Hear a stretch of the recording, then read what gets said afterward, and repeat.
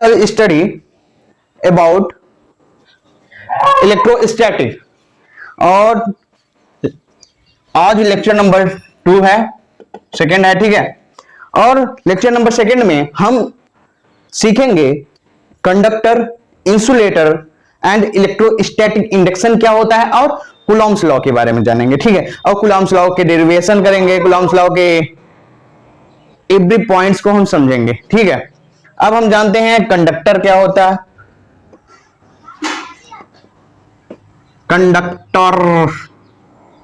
Conductor क्या होता है, ठीक है। तो कंडक्टर इज द मटेरियल, जो कंडक्टर है, कंडक्टर को हिंदी में हम लोग बोलते हैं चालक, ठीक है। और चालक जो कंडक्टर है, ये एक प्रकार का मटेरियल है, और ये एक प्रक्रिया के दौरान बनाया जाता है, ठीक है। Conductor are the material that process free electron in conductor.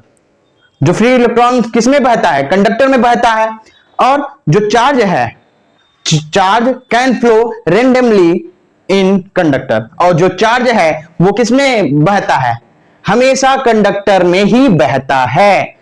Charge can flow randomly in conductor, ठीक है। कंडक्टर में हमने दो चीजों के बारे में जाना, दो चीजों को अगर हम जान जाते हैं तो कंडक्टर हम समझ जाएंगे। कंडक्टर में होता है, कंडक्टर तो वैसे मटेरियल से बना होता है, मटेरियल, ठीक है। कंडक्टर जो है वो मटेरियल होता है, ठीक है। और जो मटेरियल है इसमें होता है इलेक्ट्रॉन, फ्री इलेक्ट्रॉन, ठीक है। मटेरियल में होता है फ्री इलेक्ट्रॉन,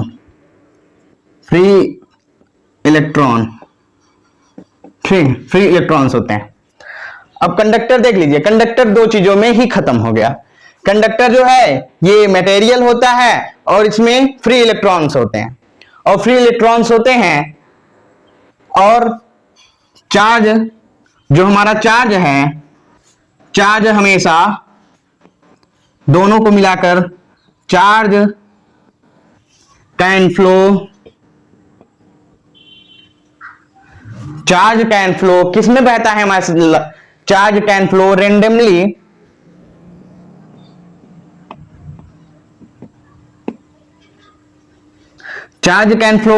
किस में बहता है हमेशा, चार्ज किस में बहता है भैया, कंडक्टर में।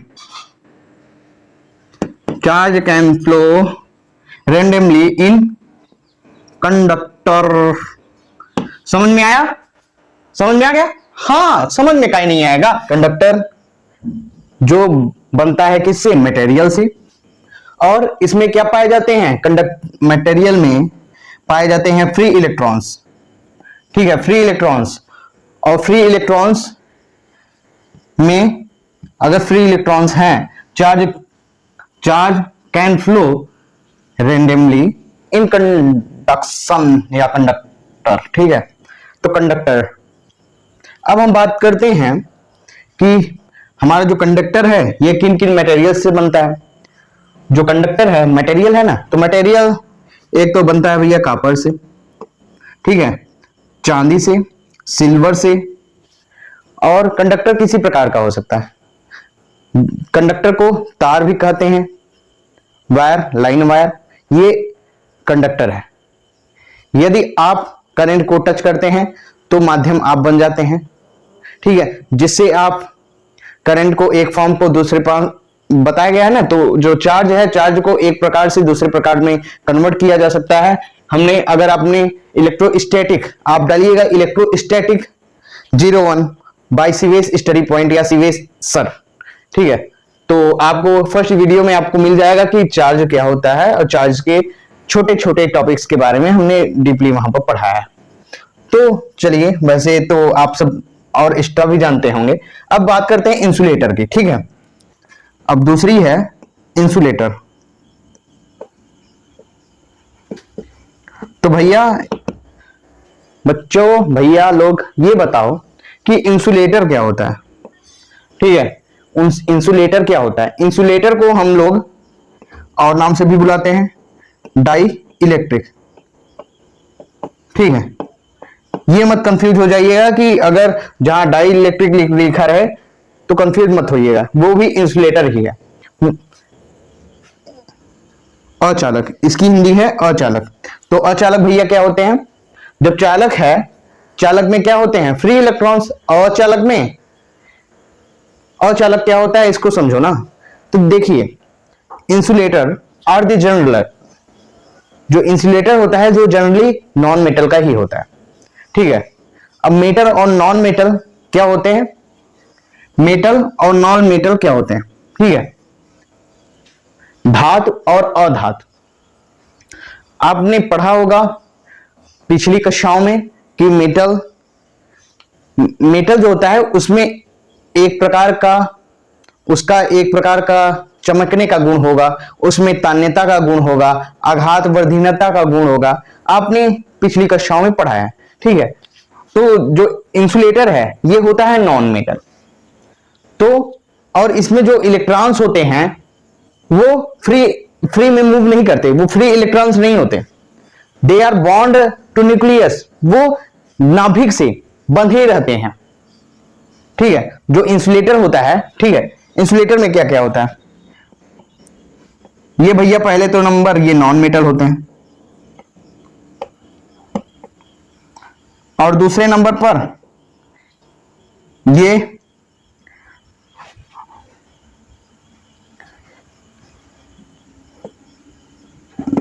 Not move electron. ठीक है, इसमें जो इलेक्ट्रॉन्स हैं वो मूव नहीं करते। यानी कहने का मतलब है जो इलेक्ट्रॉन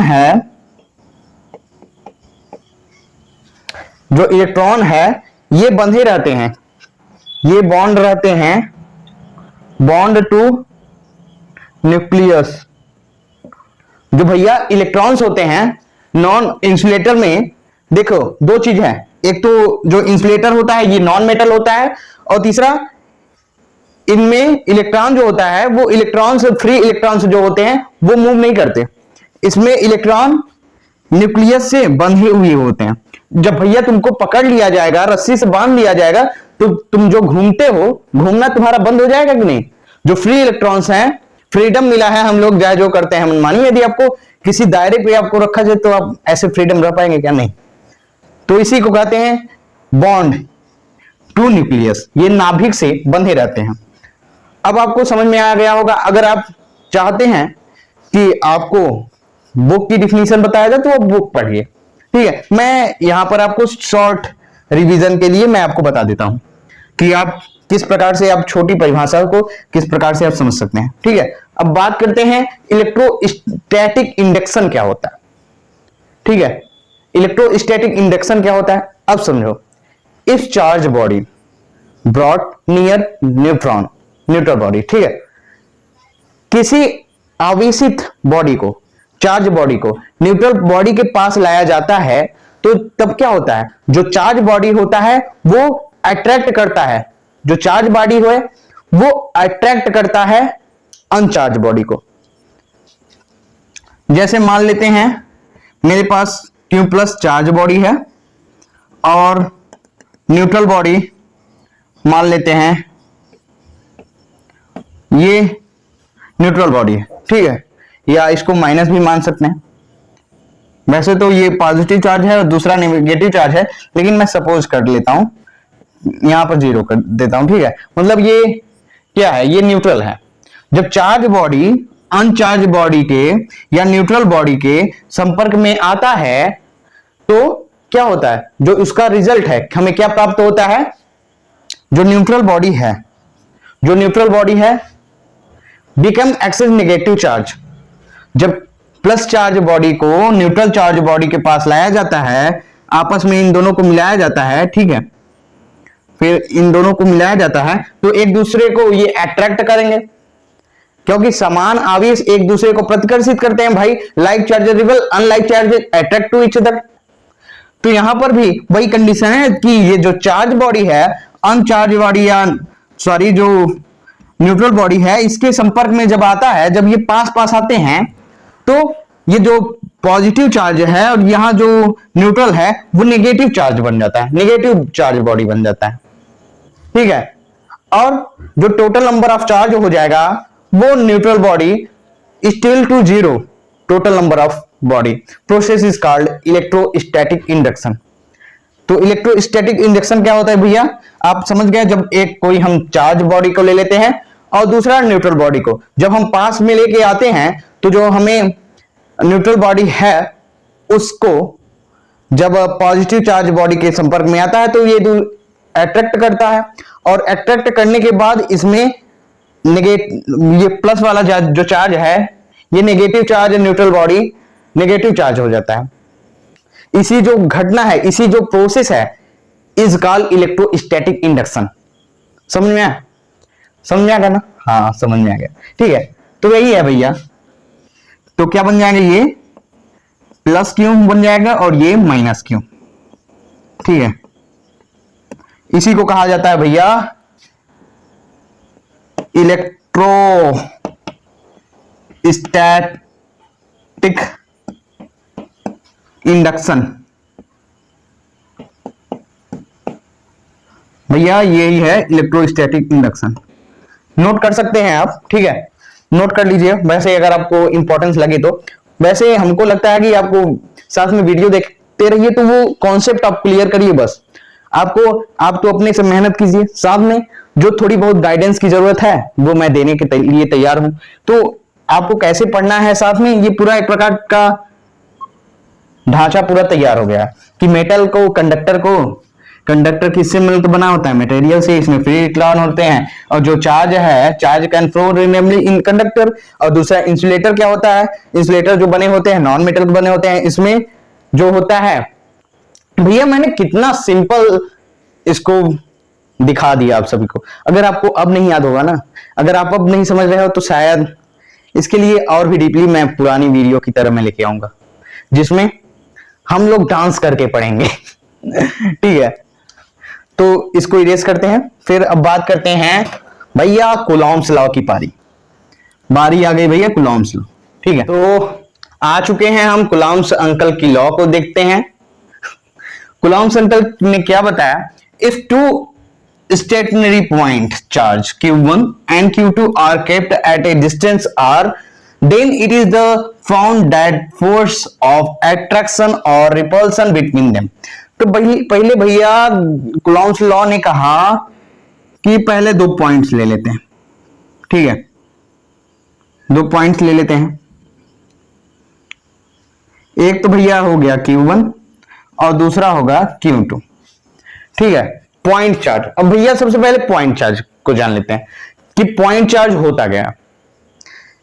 जैसे कि आपको वर्ड से मालूम चल रहा होगा, पॉइंट चार्ज, सिर्फ पॉइंट चार्ज है तो पॉइंट चार्ज इत्तू सा होना चाहिए। पॉइंट चार्ज का मतलब इत्तू सा होना चाहिए, मतलब छोटा सा होना चाहिए। क्या इतना बड़ा यदि कोई चार्ज है तो वो, मान लीजिए इतना बड़ा मैंने चार्ज ले लिया, ठीक है, इतना बड़ा मैंने चार्ज ले लिया, तो क्या वो पॉइंट चार्ज नहीं है? सोचो सोचो सोचो, क्या वो पॉइंट चार्ज नहीं है? बताओ कमेंट सेक्शन में, है या नहीं है? कैसे है? यदि हम मान लो कि मैंने वो पॉइंट चार्ज आपके पास रख दिया, यदि मैंने ये जो इतना बड़ा पॉइंट चार्ज है मैंने आपके पास रख दिया, आपकी और मेरी दूरी, वैसे तो अपना तो रिश्ता पास पास का है, अपना जो रिलेशंस है वो पास पास का है, तो वैसे मान लो कि मैंने इन डिस्टेंस के बीच यदि मैंने 10 किलोमीटर दूर रख दिया उस चार्ज को, तो हमको अगर दिखाई पड़ेगा तो वो पॉइंट चार्ज बन जाएगा। हाँ बन जाएगा। तो देखिए पॉइंट चार्ज बड़ा जो रहेगा उसको भी पॉइंट चार्ज बोलेंगे, छोटा है उसको भी पॉइंट चार्ज बोलेंगे। ठीक है, क्योंकि पॉइंट चार्ज की कोई एग्जैक्ट डिफिनेशन नहीं है भैया, तो समझना है, कंसेप्ट को समझना है। तो वैसे मैंने दो क्या ले लिए, चार्ज ले लिए, Q1 and Q2 are kept to distance. इनकी जो डिस्टेंस है, दोनों के जो डिस्टेंस है वो R है ना। Then it found that force, इसमें फोर्स लग रहा है, इधर से एक फोर्स कार्य कर रहा है, ठीक है, एक तो इधर से फोर्स कार्य कर रहा है, एक तो इधर से, या यहां मान लो F, यहां मान लो F2, ये भी इधर लग रहा है और ये इधर लग रहा है, ठीक है, ये इधर लग रहा है और ये इधर, क्योंकि दो समान आवेश, जब मैंने बात किया जो समान आवेश आ जाते हैं तो उन दोनों में रिपल्सन, सॉरी, ठीक है, यहां मान लो इधर फोर्स लग रहा है, Q1 Q2 अलग अलग आवेश है, तो इसमें क्या होगा कि एक तो हो गया भैया Q1 और दूसरा हो गया Q2, ठीक है। अब इसमें फोर्स लग रहा है रिपल्सन एंड अट्रैक्शन, तो भैया ने अंकल ने बोला F प्रोपोर्शनल हो जाएगा किसके, Q1 Q2, Q1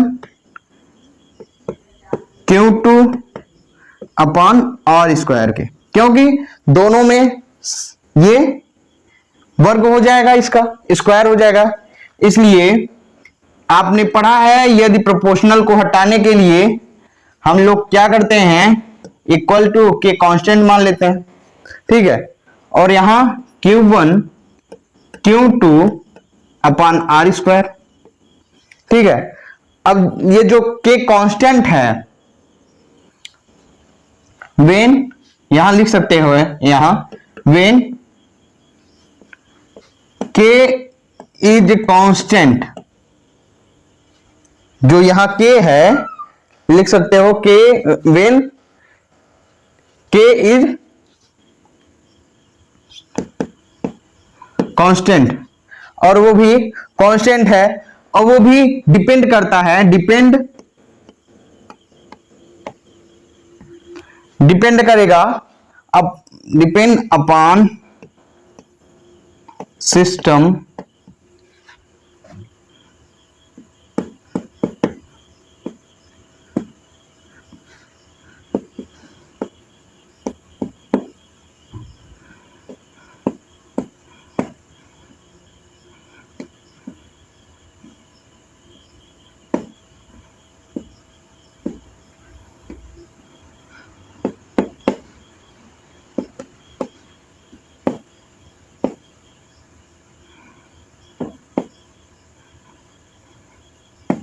ठीक है, when k is constant and depend upon system unit and medium between 2 point charge, ये डिपेंड करता है सिस्टम यूनिट मीडियम बिटवीन दो माध्य चार्जों के बीच ये कार्य करता है, और जे के इज इक्वल टू होता है 1/4 पाई एप्सिलॉन, 1/4 पाई एप्सिलॉन, के का मान होता है 1/4 pi epsilon, K is equal to, और इसका जो वैल्यू होता है 9 into 10 to the power 9, 9 into 10 to the power of 9।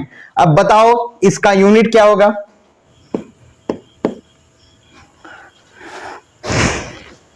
तो चलिए अगले में बात करेंगे हम अगले टॉपिक पर। तो लेक्चर 3 जल्द ही वीडियो आएगा, आप सब देख सकते हैं और बेहतरीन तरीके से सीख सकते हैं। जय हिंद, मिलते हैं अगली वीडियो में।